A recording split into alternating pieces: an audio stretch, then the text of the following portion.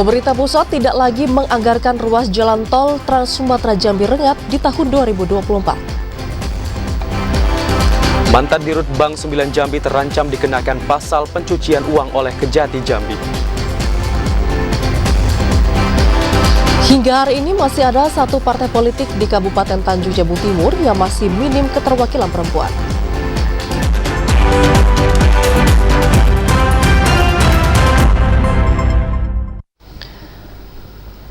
Assalamualaikum warahmatullahi wabarakatuh. Selamat sore saudara, Anda kembali menyaksikan Jambi hari ini edisi Sabtu 13 Mei 2023. Selain 3 berita utama tadi, tim redaksi kami juga telah menyiapkan sejumlah informasi penting dan menarik lainnya untuk Anda. Bersama saya Ahmad Solihin dan saya Vidya Francisca. Inilah Jambi hari ini selengkapnya.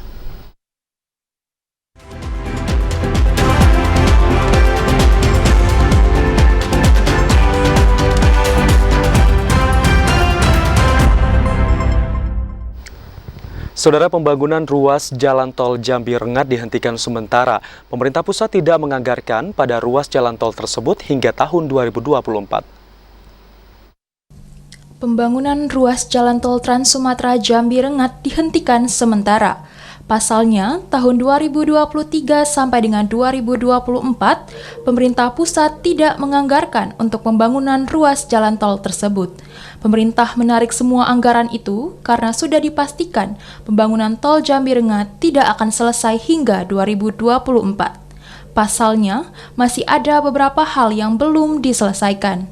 Sekretaris Daerah Provinsi Jambi Sudirman mengatakan, dihentikannya pembangunan ruas jalan tol Jambi Rengat tersebut bukan berarti dibatalkan, tetapi menunggu pergantian Presiden Republik Indonesia pada tahun 2024. Pemerintah Provinsi Jambi berharap ke depan pembangunan ruas jalan tol Jambi Rengat tetap dilanjutkan.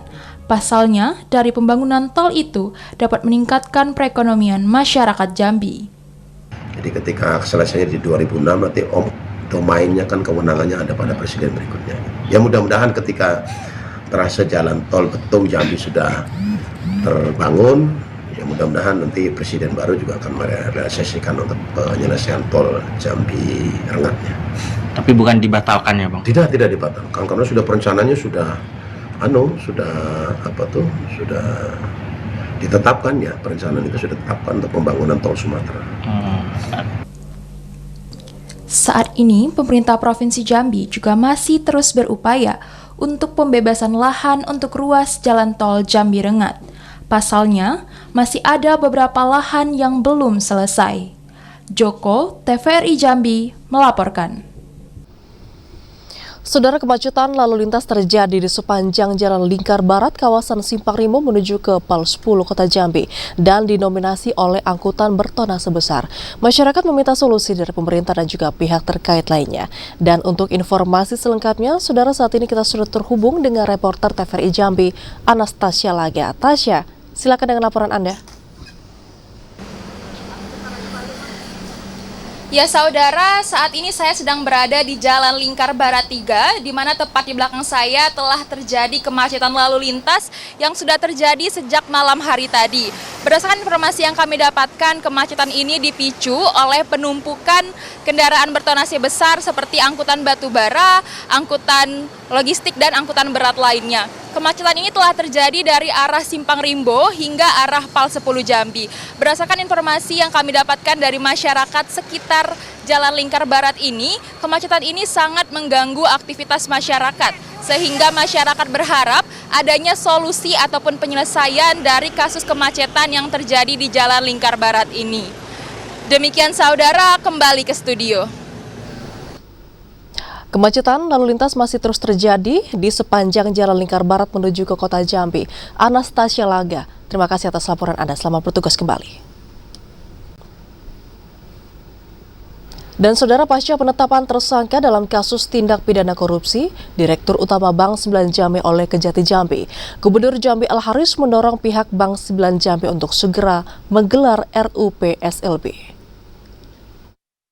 Menjadi pemegang saham pengendali bersama 11 pemerintah kabupaten kota, Gubernur Al-Haris mendorong Bank 9 Jambi segera melaksanakan rapat umum pemegang saham luar biasa untuk memilih direktur utama yang baru. Langkah tersebut diambil untuk bisa menyelesaikan persoalan yang terjadi di Bank 9 Jambi pasca penahanan direktur utama oleh Kejaksaan Tinggi Jambi. Rapat umum pemegang saham luar biasa itu direncanakan pada hari ini 13 Mei 2023 dalam upaya mengoptimalkan kinerja Bank 9 Jambi. Al-Haris menekankan sebagai salah satu pemegang saham, pemerintah Provinsi Jambi berada pada posisi menghormati proses hukum yang sedang dilakukan oleh Kejati Jambi. Al-Haris menilai perombakan komisaris maupun jajaran direksi tidak perlu dilakukan karena persoalan yang menyeret Dirut Bank Jambi murni masalah hukum personal. Jajaran direksi maupun manajemen Bank 9 Jambi juga dinilai telah melakukan kinerja yang baik. Pengurus Bank Jambi, saya minta semuanya tetap seperti biasa. Roda ekonomi yang manajemen Bank Jambi tetap jalan semuanya. Karena ini bukanlah kasus lembaga perbankan di Jambi, bukan, tapi ini oknum.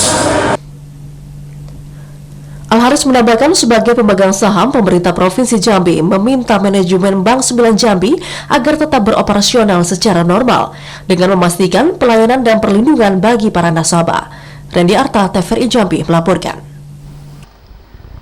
Terjerat kasus dugaan korupsi hingga 310 miliar rupiah, mantan Direktur Bank 9 Jambi bersama 3 orang tersangka lainnya terancam dikenakan pasal pencucian uang oleh Kejati Jambi.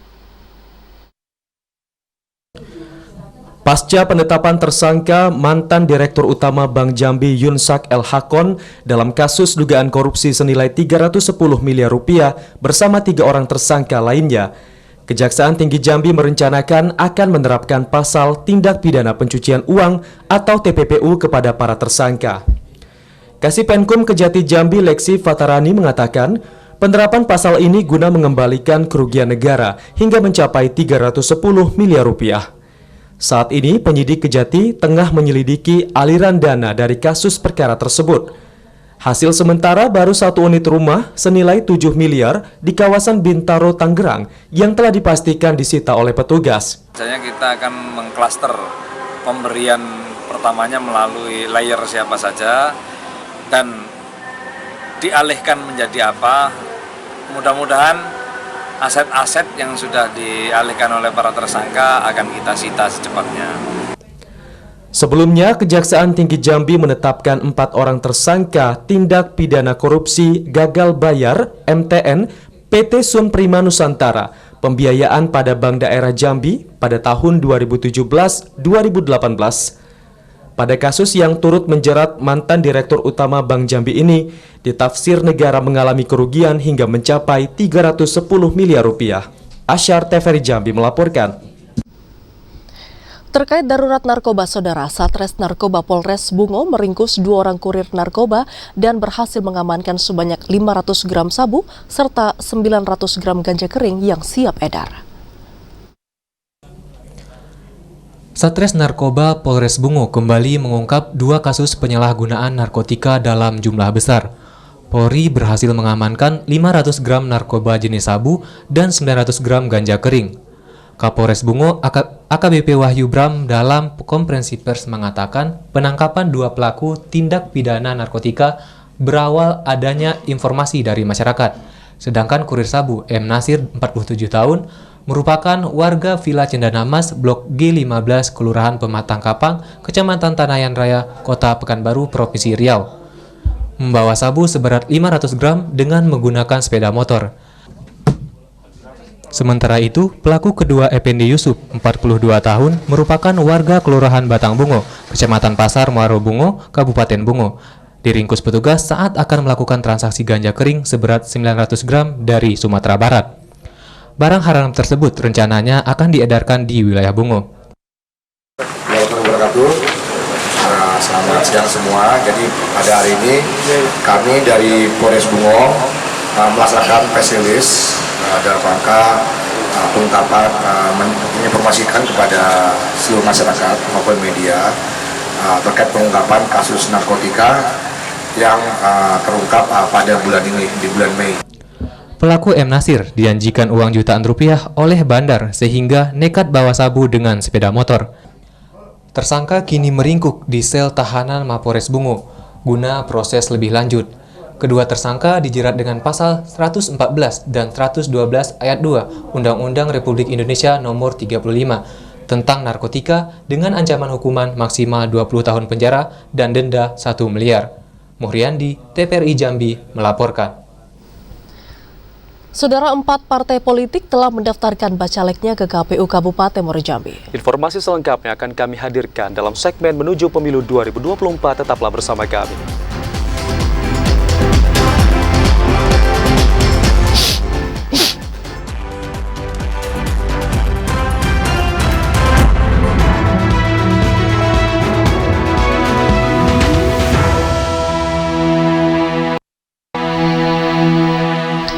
Anda kembali bersama kami di Jambi hari ini dalam segmen Menuju Pemilu 2024.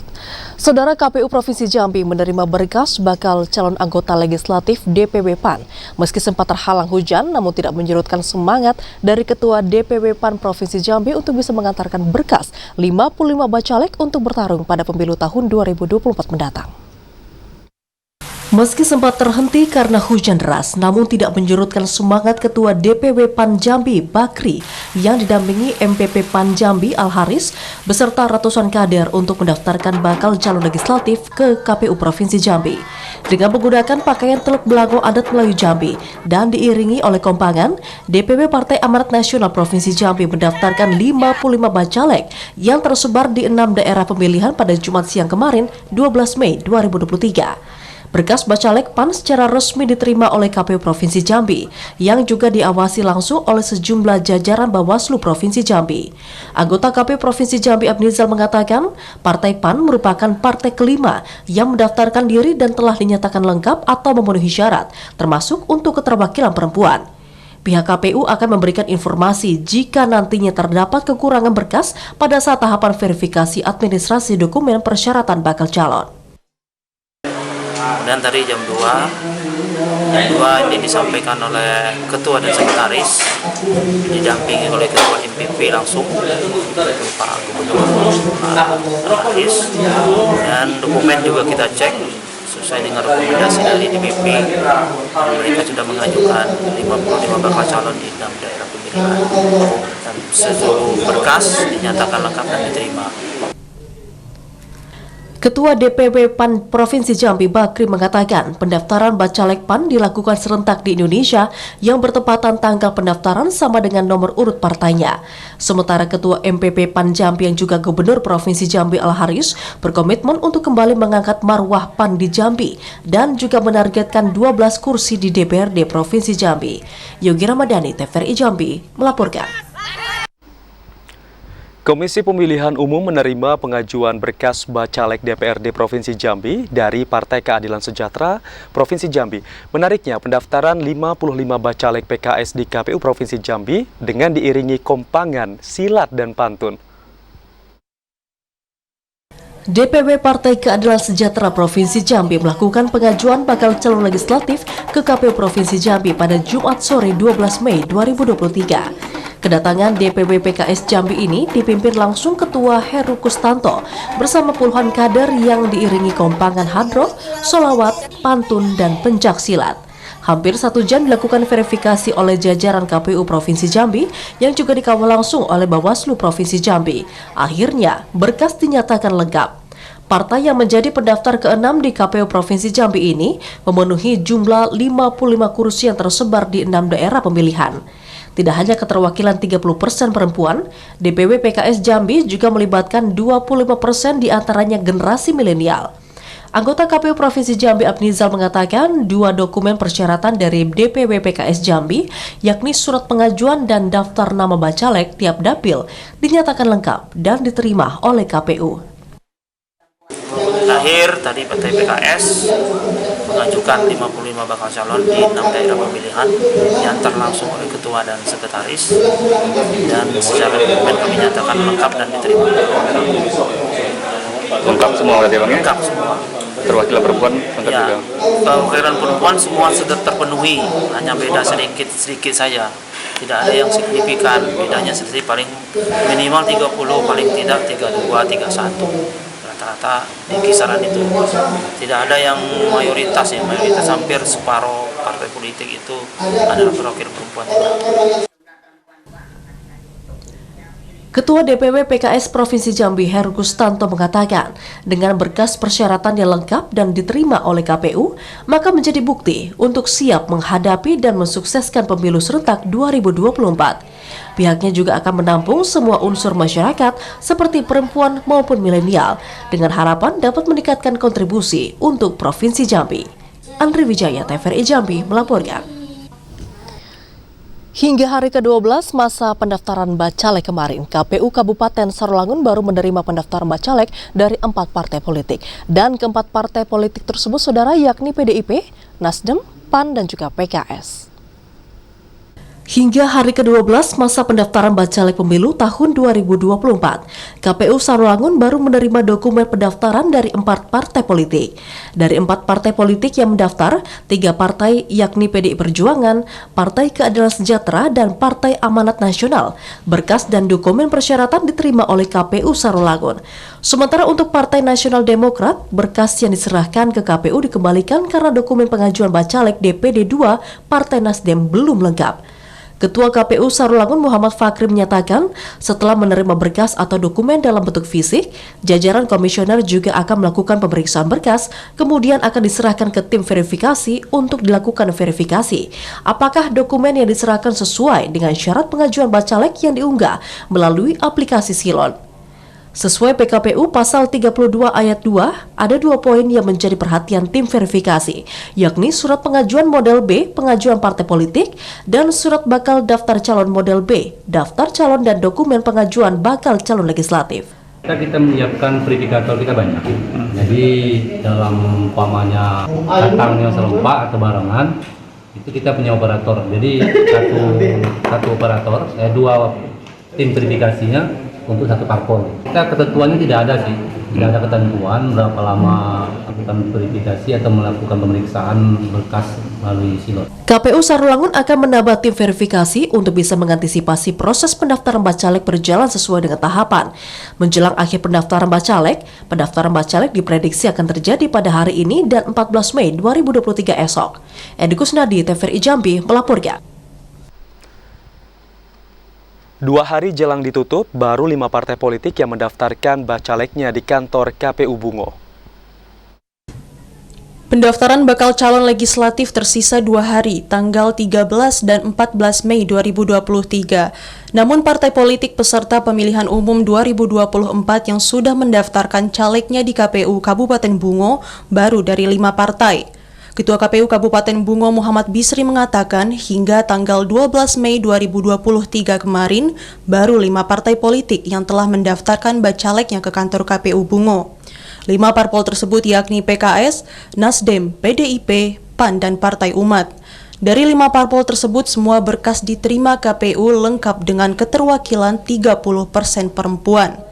Sementara itu, pendaftaran bacalek akan ditutup pada hari Minggu, tanggal 14 Mei 2023, pukul 23.59 waktu Indonesia Barat. Muhammad Bisri meminta partai politik peserta pemilu 2024 segera melakukan pendaftaran ke kantor KPU agar pada hari terakhir tidak terjadi penumpukan massa di kantor KPU. Di hari yang ke-12 masa pendaftaran ini hadir tadi 3 partai politik, yang pertama PAN, kemudian yang kedua PDI, yang ketiga Partai Umat. Dan setelah kita cek berkasnya, kelengkapannya semuanya dinyatakan lengkap dan diterima. Artinya dari hari ke-10 kemarin mulai ada pendaftaran, sudah 5 partai politik sampai hari ini, PKS, Nasdem, PAN, PDI, sama Umat. Hingga kemarin, masih terdapat 13 parpol yang belum melakukan pendaftaran bacalek.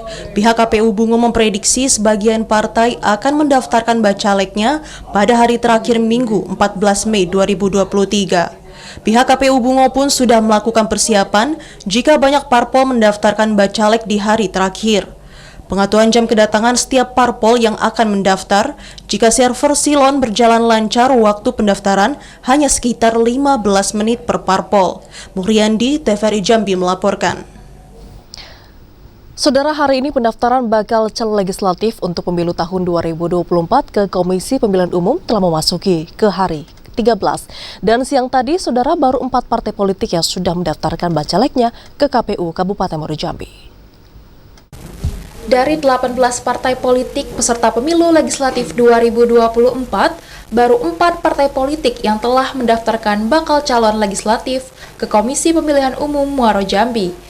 4 parpol yang sudah mendaftar tersebut diantaranya Partai Demokrasi Indonesia Perjuangan, Partai Nasional Demokrat, Partai Amanat Nasional, dan Partai Solidaritas Indonesia. Sedangkan 14 partai lainnya hingga hari Sabtu pukul 11.30 waktu Indonesia Barat tadi belum juga mendaftarkan bacaleknya.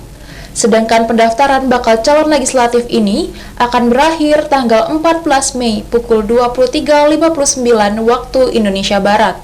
Ketua KPU Muaro Jambi Elvi Prasetya mengatakan, semua bacalek dari 4 partai politik yang telah mendaftar sudah memenuhi syarat. Pihak KPU Muaro Jambi pun masih menunggu pendaftaran bacalek dari partai politik lainnya. Di masa pengajuan. Digugur. Iya, kosong. Iya, satu dapil ya kita gugurkan. Kalau tidak lengkap satu saja persyaratan calon yang tidak lengkap. Jadi satu dapil itu kena imbasnya. Pihak KPU menerima berbagai alasan terkait masih banyaknya partai politik yang belum mendaftarkan bakal calon legislatif pada kontestan pemilu 2024. Di antaranya masih proses mengunggah berkas di sistem informasi pencalonan dan melengkapi administrasi pencalonan bacalek. Azam Afnan, TVRI Jambi melaporkan.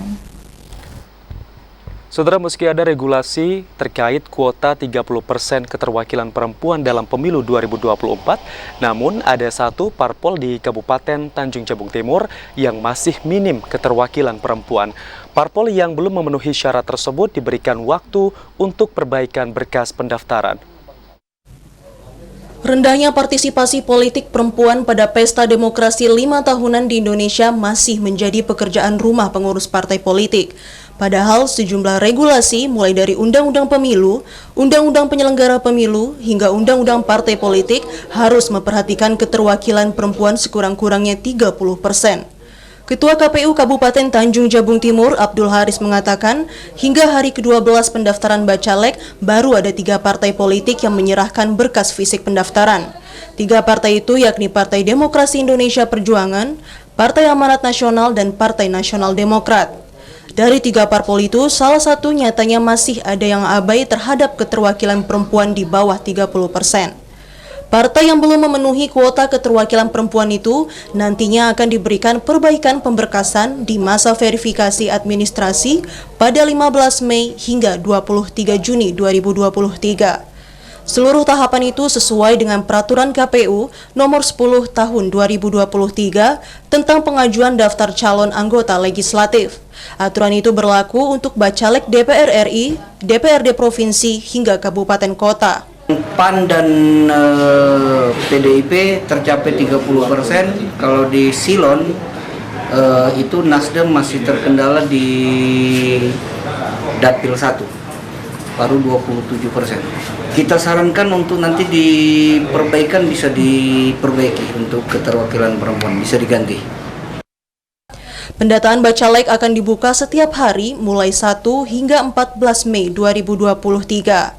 Pada 1 hingga 13 Mei, pendaftaran dibuka pada pukul 8 hingga 16 waktu Indonesia Barat. Namun, pada 14 Mei 2023 atau hari terakhir pendaftaran, dibuka mulai pukul 8 hingga 23.59 waktu Indonesia Barat. Khalifa Patria, TVRI Jambi melaporkan.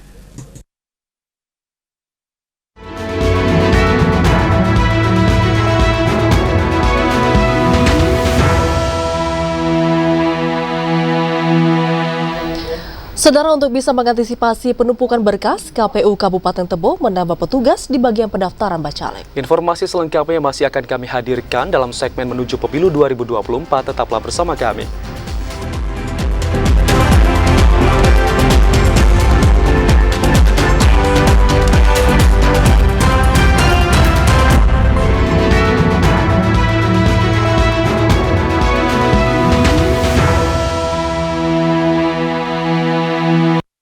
Anda masih bersama kami di Jambi hari ini dalam segmen Menuju Pemilu 2024. Saudara, Badan Pengawas Pemilu Bawaslu Kabupaten Sarolangun akan fokus melakukan pengawasan administrasi, terutama yang berkaitan dengan ijazah serta profesi calon legislatif untuk pemilu tahun 2024 mendatang.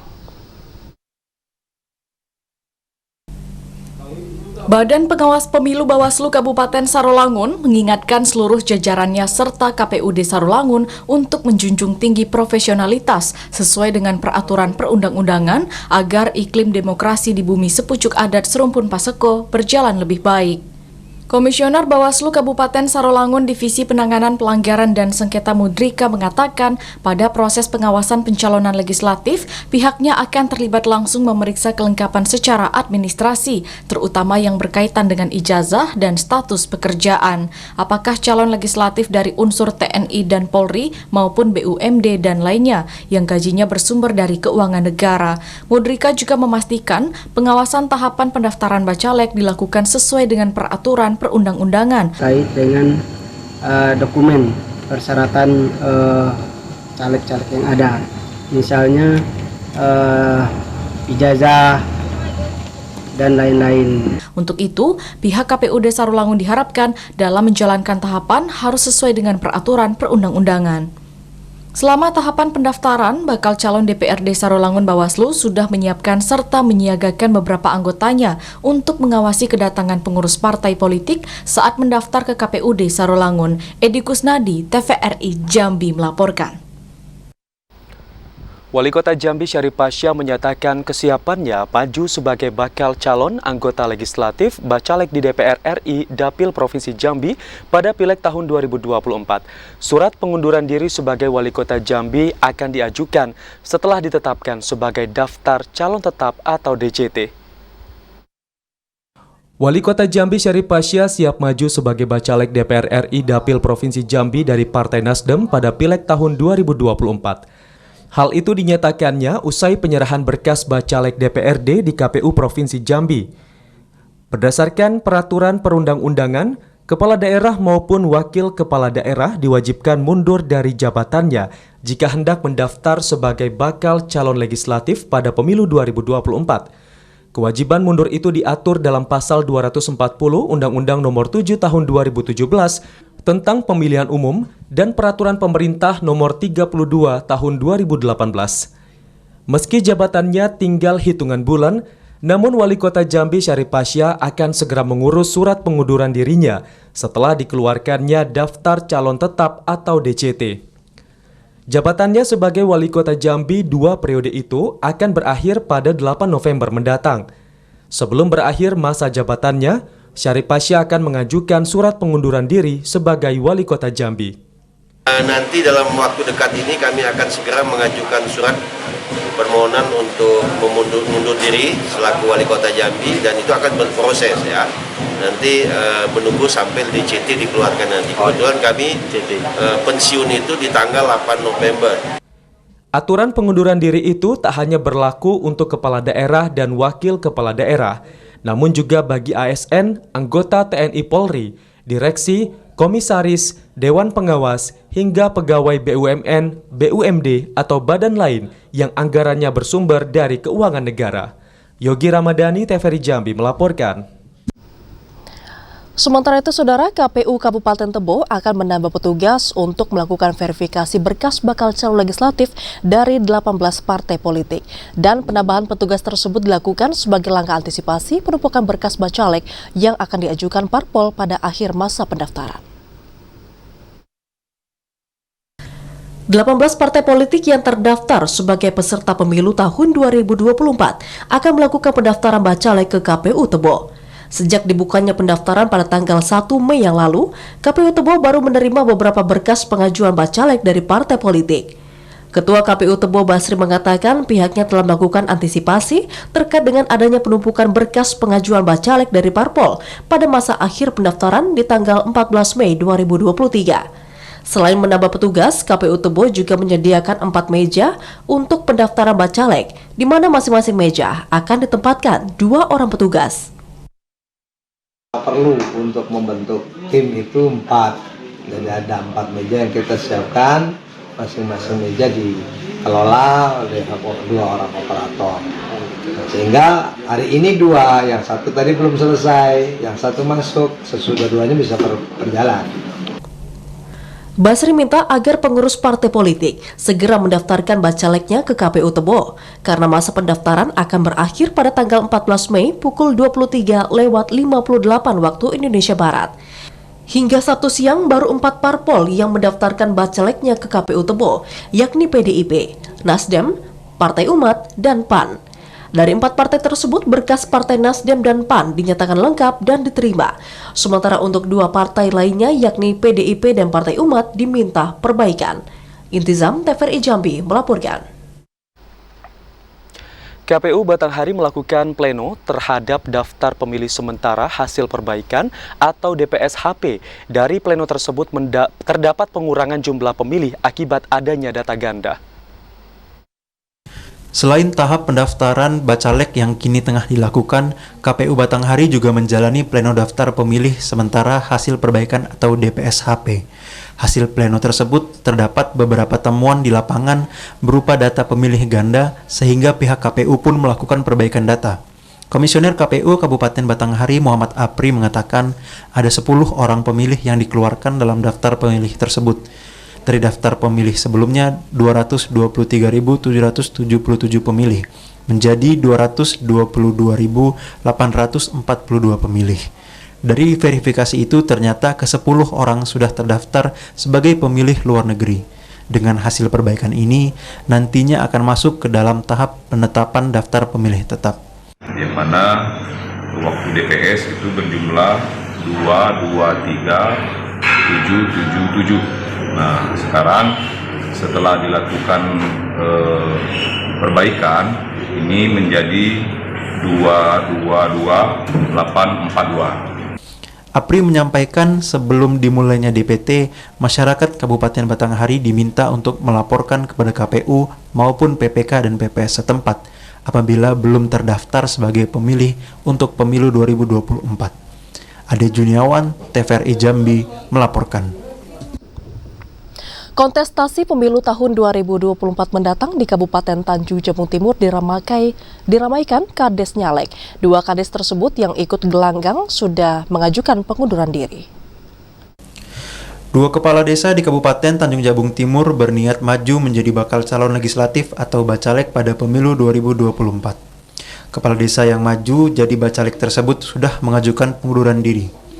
Sesuai PKPU nomor 10 tahun 2023, sejumlah jabatan warga negara yang hendak mencalonkan diri harus menyerahkan surat pengunduran diri, termasuk jabatan kepala desa. Kabid Pemerintahan Desa Dinas PMD Kabupaten Tanjung Jabung Timur, Rika Saputra mengatakan, 2 kepala desa itu yakni Amsori menjabat Kepala Desa Pandan Makmur di Kecamatan Geragai dan Sumaryadi menjabat Kepala Desa Rantau Jaya di Kecamatan Rantau Rasau. 2 kepala desa tersebut diketahui masa jabatannya masih cukup panjang. Sementara itu, surat pengunduran diri kedua kepala desa tersebut sudah disampaikan ke Dinas PMD Kabupaten Tanjung Jabung Timur pada Rabu 10 Mei 2023. Tahapan selanjutnya akan menunggu proses penerbitan SK pemberhentian sekaligus penetapan penjabat untuk mengganti kepala desa yang mengundurkan diri. Pejabatan kepala desa nantinya akan diisi oleh ASN dari Dinas PMD setempat. Calonan di Tanjung Timur itu yang mengikuti bakal calon ya, yang setahu itu cuma 2 kades Pak Lana, bukan 3 kades ya. Itu Kades Rantau Jaya, kemudian Kades Pandan Makmur. Kalau surat pengunduran diri sudah disampaikan, kebetulan memang hari ini mereka mau mendaftar ke KPU. Kalau surat pengunduran diri sudah disampaikan ke kami. Selain kepala desa, berdasarkan informasi yang dihimpun, sejumlah ASN di Kabupaten Tanjung Jabung Timur juga ikut mencalonkan diri dalam gelanggang kontestasi 5 tahunan sekali ini. Cliva Patria, TVRI Jambi melaporkan.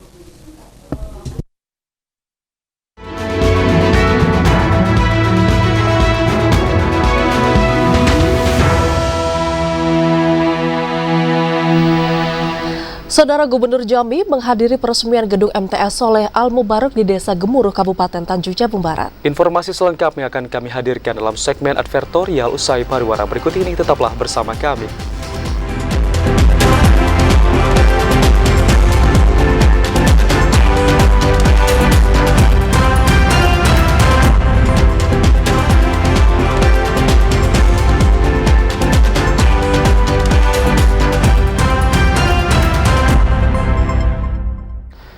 Terima kasih Anda masih bersama kami di Jambi hari ini.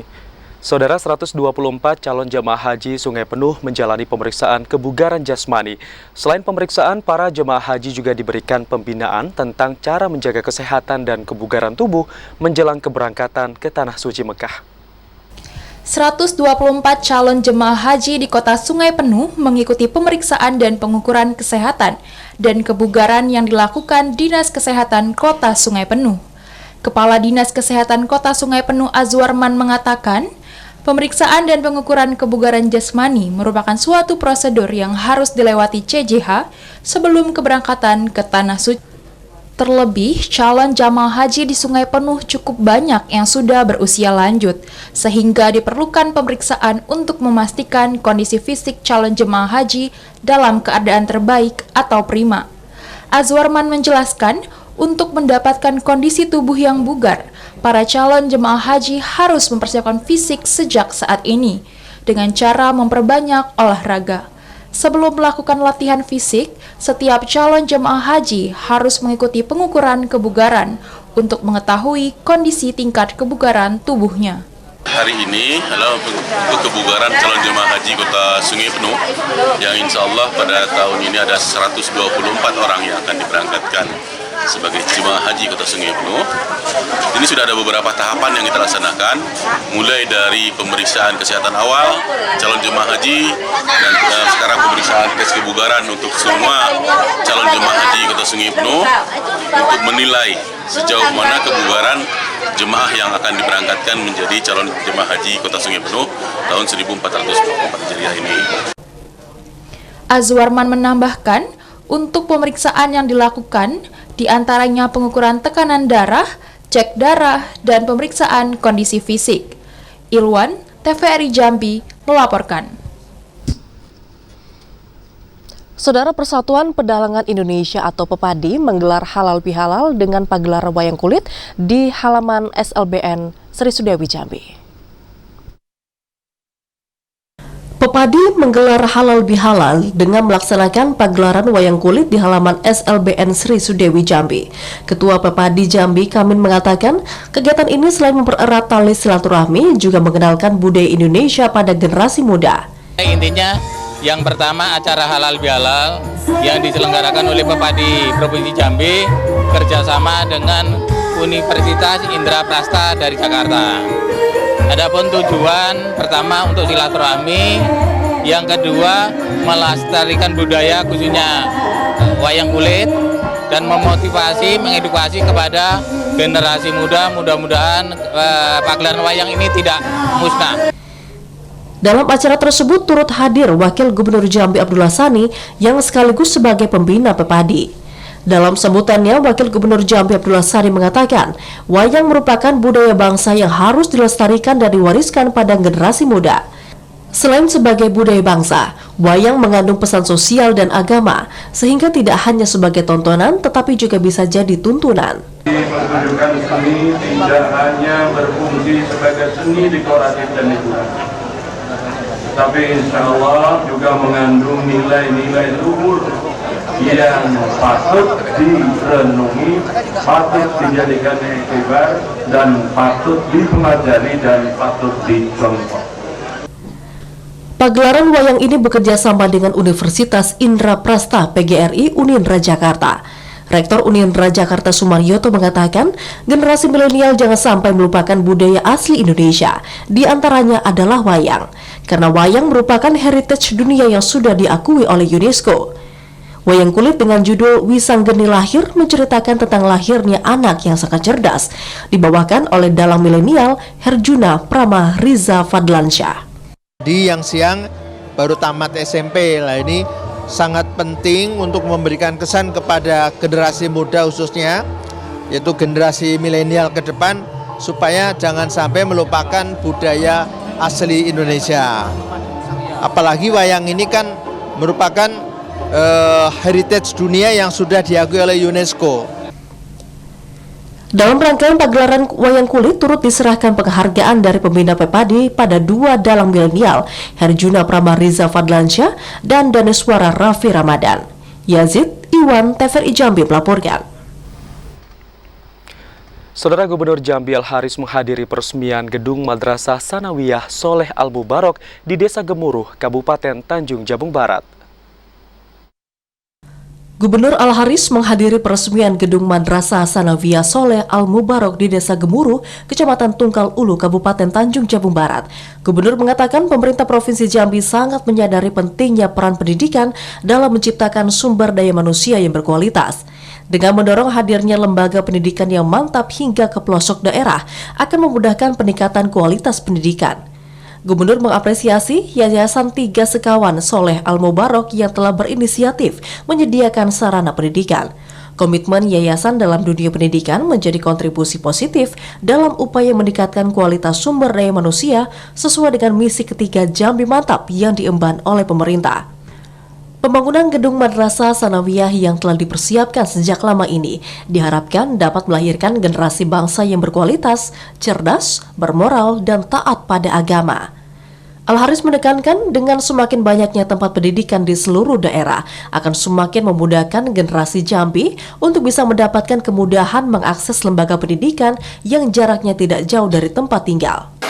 Tentu selaku Gubernur Jambi, saya berbahagia karena semakin banyak tempat pendidikan, semakin banyak tempat menerima ilmu, maka semakin baik dan akan meningkat sumber daya manusia di Provinsi Jambi ini, khususnya di Kabupaten Tanjung Jabung Barat. Al-Haris berharap peresmian Gedung Madrasah Sanawiyah Soleh Al-Mubarok akan bermanfaat secara maksimal dalam meningkatkan dan mengembangkan bakat, kreativitas, hingga potensi siswa-siswi dalam mencapai prestasi. Randy Arta, TVRI Jambi melaporkan. Ribuan peserta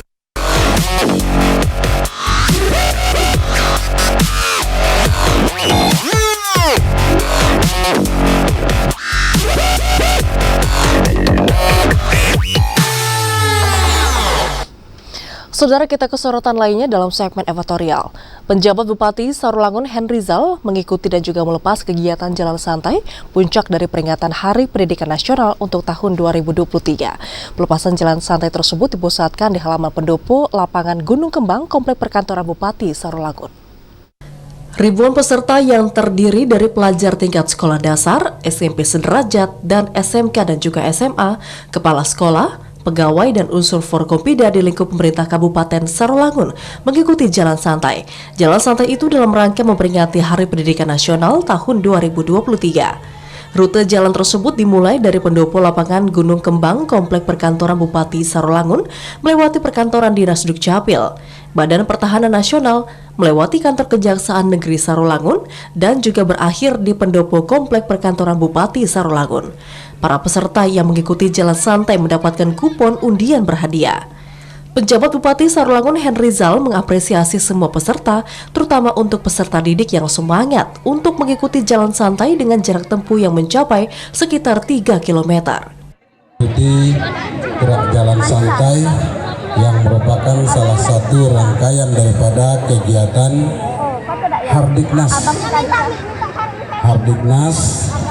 Hardiknas tahun 2023 dengan tema bergerak bersama Semarak Merdeka Belajar. Jalan santai dalam rangka menyemarakan program Merdeka Belajar di setiap sekolah di lingkungan pemerintah Kabupaten Sarolangun digelar agar para peserta didik tidak jenuh dalam mengikuti pembelajaran dan aktivitas di sekolah. Edi Kusnadi, TVRI Jambi melaporkan. Saudara, jelang ujian sekolah dan penilaian akhir tahun atau PAT, SD Negeri 47 Kota Jambi melaksanakan cuci kaki ibu. Hal ini bertujuan untuk membentuk karakter anak yang rendah hati dan berakhlak mulia. Jelang ujian sekolah dan penilaian akhir tahun, Sekolah Dasar Negeri 47 Kota Jambi menggelar doa bersama dan mencuci kaki ibu siswa kelas 6. Kegiatan tersebut digelar di halaman sekolah pada Sabtu 12 Mei 2023. Puluhan siswa dan bersama orang tuanya datang ke sekolah dengan membawa baskom kecil dan juga air. Diawali dengan doa bersama, semua siswa kelas 6 SD Negeri 47 Kota Jambi langsung mencuci kaki ibu. Kegiatan tersebut mengundang haru bagi orang tua siswa. Setelah mencuci kaki ibu, siswa langsung memeluk ibu dan duduk di sampingnya. Kepala Sekolah SD Negeri 47 Kota Jambi, Arpanidar mengatakan, kegiatan tersebut bertujuan untuk bisa membentuk karakter anak yang rendah hati, berakhlak mulia, dan tetap merunduk kepada orang tua. Tidak hanya itu, kegiatan untuk memohon doa restu agar sukses menghadapi ujian sekolah dan ujian penilaian akhir tahun. Tanggal 13 Mei 2023, murid kelas 6 SD 47 Kota Jambi melaksanakan kegiatan basuh kaki ibu. Adapun kegiatan ini dilakukan dalam rangka pembentukan karakter siswa agar di kehidupan di masa yang akan datang, siswa kita mempunyai sikap merunduk dan rendah hati dan menjadikan anak yang soleh dan solihah, karena dengan keridhaan Allah itu berada di ridho orang tua. Selain cuci kaki ibu, kegiatan tersebut juga diisi dengan tausiah atau renungan. Hal tersebut untuk bisa memberikan pemahaman dan penanaman moral yang baik kepada semua siswa. Joko, TVRI Jambi melaporkan.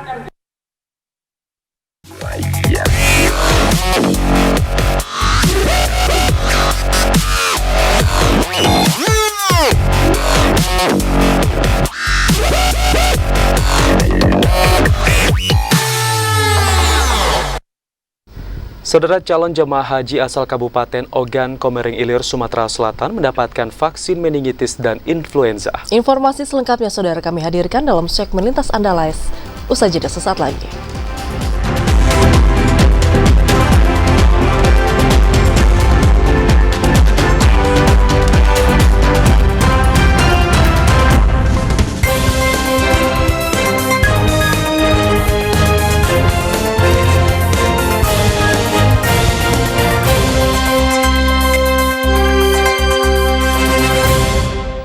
Anda kembali bersama kami di Jambi hari ini dalam segmen Lintas Andalas.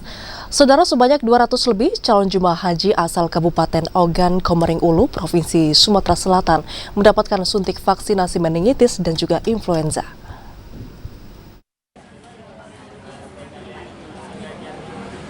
Ratusan calon jemaah haji Kabupaten Ogan Komering Ulu secara bertahap menjalani pemeriksaan kesehatan dan penyuntikan imunisasi meningitis serta vaksin influenza.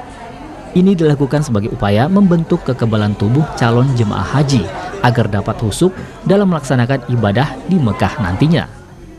Kepala Puskesmas Kemala Raja Dr. Susi menjelaskan, sebanyak 250 calon jemaah haji, baik reguler maupun haji plus, menjalani pemeriksaan kesehatan di Puskesmas. Kegiatan hari ini di UPD Puskesmas Kemala Raja itu yaitu pemeriksaan kesehatan jemaah haji dan sekaligus penyuntikan imunisasi meningitis dan influenza.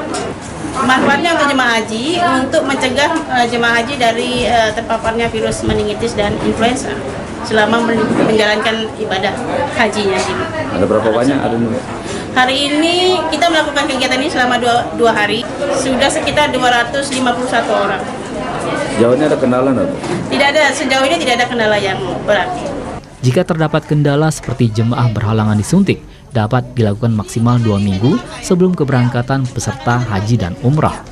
Alasannya, efektivitas vaksin baru akan terbentuk dalam 10 hingga 14 hari setelah vaksinasi. Retno Wirawijaya, Tim Liputan TVRI Sumatera Selatan melaporkan.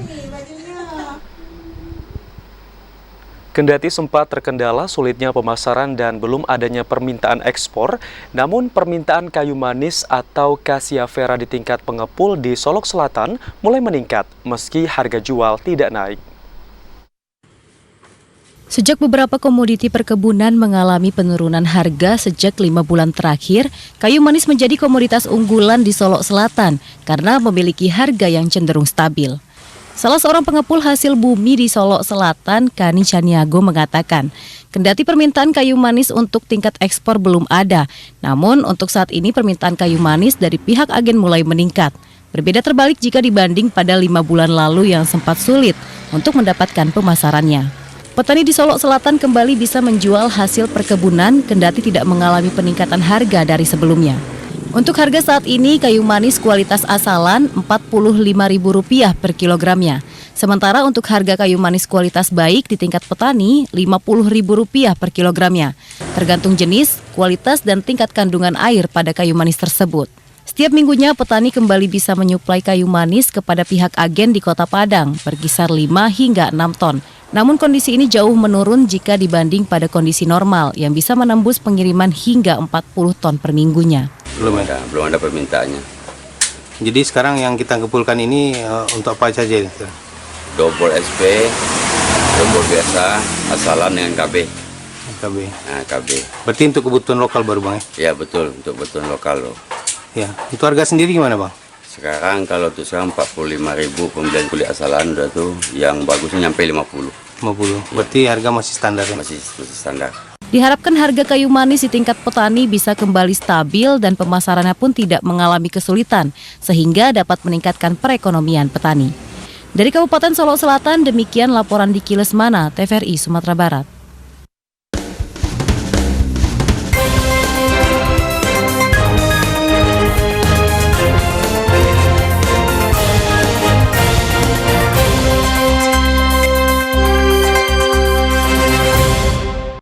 Dan informasi tadi saudara sekaligus menutup perjumpaan kita di Jambi hari ini. Terima kasih atas perhatian dan juga kebersamaan Anda. Saya Vidya Francisca. Dan saya Ahmad Solihin beserta kerabat kerja yang bertugas pamit undur diri. Wassalamualaikum warahmatullahi wabarakatuh dan sampai jumpa.